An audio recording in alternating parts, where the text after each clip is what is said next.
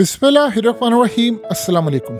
आज ऐसी सूरत हाल पैदा हुई है इजराइल में कि इस वक्त उनके तमाम सिक्योरिटी इदारे इन्वेस्टिगेट कर रहे हैं कि या तो हमारा सारा सिस्टम फेल हो गया है या कोई स्टेल्थ ड्रोन्स और मिसाइल। अब ऐसी कोई सूरत हाल हो गई है कि हमारी हदूद इतनी क्रॉस हो गई है कि आज से पहले नहीं हुई, और वो कर रहे हैं तहकीक कि हमें लग रहा है कि कोई ऐसी टेक्नोलॉजी इनके हाथ में लग गई है कि जो तबाही मचा रही है। सबसे पहले इस सारी सूरत हाल को समझ लें। हमास ने कहा है कि उन्होंने 20 इजरायली फौजियों को मार दिया है, और इस सूरत हाल में उन्होंने बताया है कि ये भयानक तरीन दिनों में से एक दिन है कि डायरेक्ट 20 इजरायली फौजी जो लड़ने को तैयार नहीं थे, जो गजा भेजे गए थे, जिनको टास्क ये दिया गया था कि आपने जाकर हमास की बाकियात को ख़त्म करना है, आपने लोगों को रौंद देना है, 20 फौजियों को भून डाला है। ये बड़ी अहम तरीन डेवलपमेंट है जिसमें इजराइल आम लोगों को मार रहा है। और ये खबर कोई छोटी खबर नहीं होती कि आपने 20 के 20 फौजी जो भेजे हैं वो पूरी खेप ही उड़ा दी है, और मजीद अब आपको नए मिशन के तहत फौजी भेजने पड़ेंगे।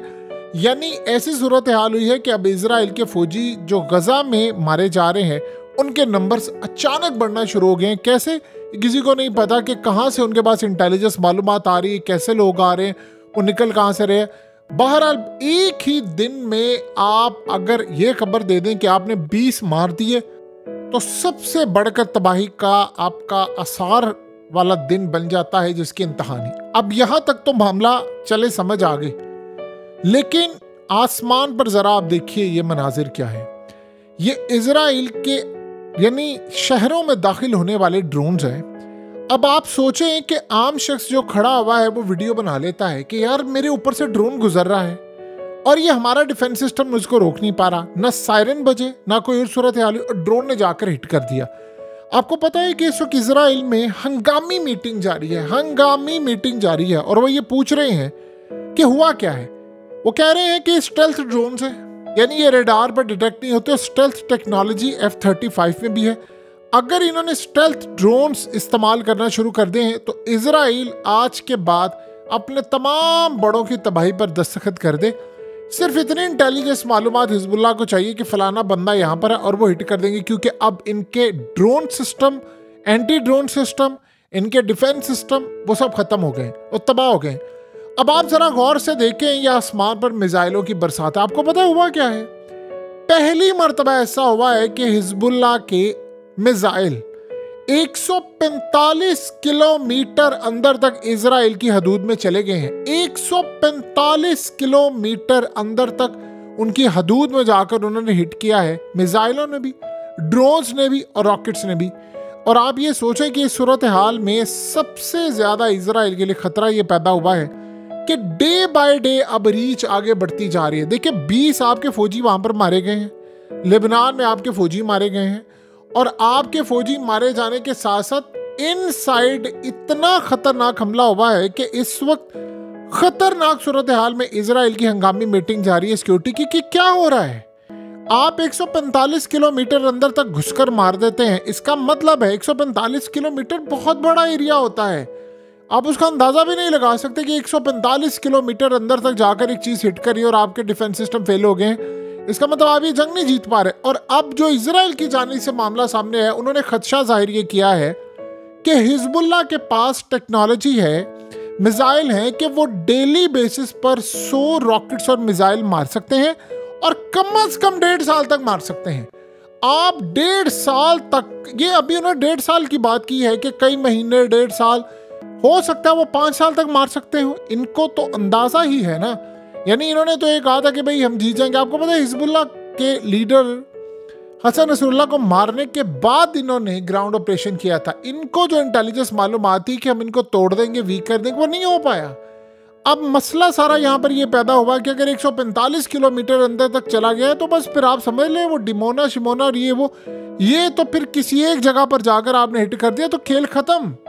और वो लग रहा है कि ऐसा ऐसा अब ये काम करने के लिए जा रहे हैं। और ये भी बात से इनमें रखिएगा, एक चीज तो तय है कि अचानक से ये जो नए ड्रोन्स आए हैं इनके पास, ये कुछ नया काम कर रहे हैं, ये नए मिसाइल कुछ नया काम कर रहे हैं, ये पहले नहीं थे। होता तो वो शायद पहले भी मारते। ऐसा लग रहा है कि उनको नई खेप पहुंची है। पहुंचाने वाला कौन है ये नहीं पता। जाहिर सी बात है एक ही मुल्क के ऊपर सारे नजरें जाती हैं और वो मुल्क ईरान नहीं है, वो मुल्क रूस है। इजराइली समझता है रूस का काम है, समझता है ईरान का नहीं। हत्ता कि ईरान टेक्नोलॉजी में भी बहुत आगे चला गया। मिसाल के तौर पर आप जरा देखें कि ईरान का डेलीगेशन गया है चाइना, और वो करने के लिए क्या गया है, J-10 तैयारे लेने के लिए गया है, खरीदने के लिए गया है। आपको पता है J-10 तैयारे क्या है? अमेरिका के F-16, हमारे पास मैक्सिमम जो है वो अमेरिका से लिया हुआ F-16 है। इंडिया ने F-16 को पीछे छोड़ दिया। अमेरिका F-16 बनाता रहा, चाइना ने उस F-16 का डाटा ग्रैब किया, अगर सादा अल्फाज में समझना है तो कॉपी किया, मजीद ज्यादा समझना है सादा अल्फाज में तो चोरी किया या चुरा लिया। उन्होंने बनाया J-10। अब उस J-10 के अंदर उन्होंने चीजें ऐड की और वो F-16 से बेहतर। अब ये असल में कर क्या रहे हैं, इनका प्लान है ईरान का कि हम कम अज कम 100 J-10 तैयारे लें। अब वो लेने के लिए जा रहे हैं। अब उन्होंने बातचीत शुरू कर दी है। ये तकरीबन $4 अरब के करीब बन जाएंगे और ईरान के पास तेल और बहुत सारी चीज़ें हैं बेचने के लिए, वो उनकी पेमेंट तेल में कर देंगे। बहुत सारी चीज़ें हैं देने के लिए चाइना को, उनके पास बहुत कुछ है। चाइना उधार भी दे सकता है, ईरान के पास कैपेसिटी इतनी है। पाकिस्तान में वो थोड़ा तेल एक्स्ट्रा बेचते हैं, आपको पता है जो स्मगल होकर हमारे पास तेल आ रहा है, तो $4 अरब तो वैसे ही बन जाएंगे। तो ईरान के पास पैसों की कोई इस लिहाज से यानी जो कहते वो शॉर्टेज नहीं है कि भाई ना काम कर सके। इकोनॉमिक सैंक्शंस हैं, लेकिन अब वो इस टेक्नोलॉजी में बहुत आगे चला गया है।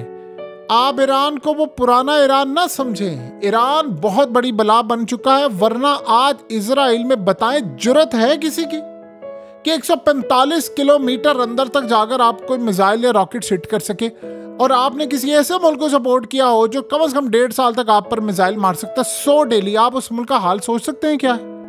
ये असल सूरत हाल है कि जंग इजराइल चाहे ये सोच रहा है कि हम जीतेंगे, ये नहीं होने के लिए जा रहा। अब आप ये सोचे आपके फौजी वहां पर मारे जा रहे हैं।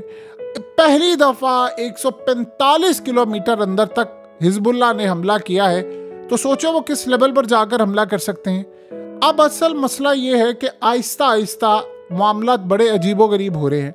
ईरान अब ये काम कर रहा है कि बहुत सारे बंकर्स बना रहा है जो हस्पतालों तक जा रहे हैं। इनसाइड उन्होंने नई स्ट्रेटजी अपनी अपनाई है। इसराइल को इस वक्त ये बात अच्छी तरह पता चल गई है कि 2 चीज़ें हो रही हैं जो उनको हजम नहीं हो पा रही। उनके फौजी बड़ी तादाद में मारे जा रहे हैं, बहुत बड़ी तादाद में उनके फौजी मारे जा रहे हैं, और ये फौजी जो मारे जा रहे हैं पीछे से खेप नहीं आ पा रही। मसला एक अजीब हुआ है कि नए फौजी जिन्होंने ज्वाइन करना है वो नहीं आ रहे इजराइल की फौज में। जो करंट फौजी है वो लड़ने के लिए तैयार नहीं है, जो जा रहे हैं वो जिंदा वापस नहीं आ रहे। आपको खबर ये सुनने को मिलती है ज्यादा कि इजराइल ने आज फलानी जगह गजा में हमला किया, फलाने इतने लोग उन्होंने मार दिए, उन्होंने लेबनान पर हमला किया, इतने मासूमों को मार दिया, इतना ये कर दिया वो कर दिया। बड़ी खबर ये बनती है, वो हमेशा इसलिए बनती है कि आपने उस खबर को दबाना होता है। अब आप ये सोचें कि इसराइल की फौज की हालत ये हो चुकी है कि उनके पास इस वक्त फौजियों की लाशों के सिवा वापस लाने के लिए कुछ भी नहीं है। आप ये सोचें कि हिजबुल्लाह के जो ड्रोन्स हैं वो हाइफा में जाकर हिट कर रहे हैं। अब आप ये सोचें एक और भी बड़ी अजीबोगरीब सूरत हाल हो रही है कि उनके यानी ड्रोन्स जाकर उनके इलाकों को हिट कर रहे हैं, तबाही मचा रहे हैं, शेल्टर्स को भी उन्होंने उड़ाना शुरू कर दिया है। तो इस वक्त हालत ये है कि यमन के भी ड्रोन्स मारे जा रहे हैं, यमन की जानिब से जो मिसाइल है वो भी है, और सबसे बढ़कर रात को 4 ड्रोन्स मारे गए हैं रात के 2 बजे, वो इराक से आए हैं, तो वो भी इसराइल को हिट कर रहे हैं। अब वहां पर हमें देखिए इस वक्त हालत ये है कि दुनिया में तबाही ज्यादा इसराइल चूंकि मचा रहा है आम लोगों को मारकर, तो सारी खबर का लेवल उधर जा रहा है। लेकिन ये सोसाइटी अंदर से ब्रोकन सोसाइटी इसराइल की बन चुकी है, और इस वक्त सबसे बढ़कर मसला ये है कि दुनिया भर में इसराइल के मामलात काफ़ी हद तक ख़राब है। देखिए आज नहीं तो कल नेतन्याहू ने बंकर से बाहर निकलना ही है। कितनी देर तक आप बंकर में रहेंगे? आप कितनी देर तक अपने बेटे की शादी मुलतवी रखेंगे? या तो फिर एक टाइम ऐसा आ जाएगा कि आपको बंकर में या ज़ेरे ज़मीन जाकर आपको शादी करनी पड़ेगी।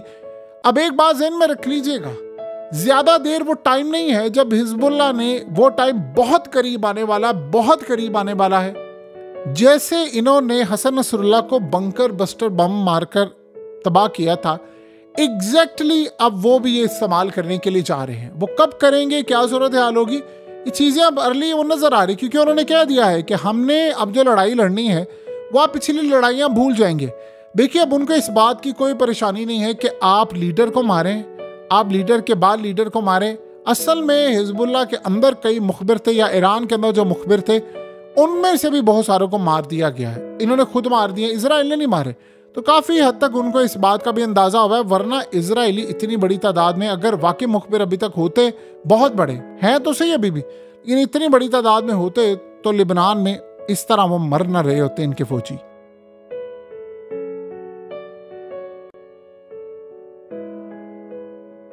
हकीकत टीवी को सब्सक्राइब करना मत भूलें, वीडियो को लाइक करें, शेयर करें और कमेंट सेक्शन में अपनी राय का इजहार ज़रूर करें।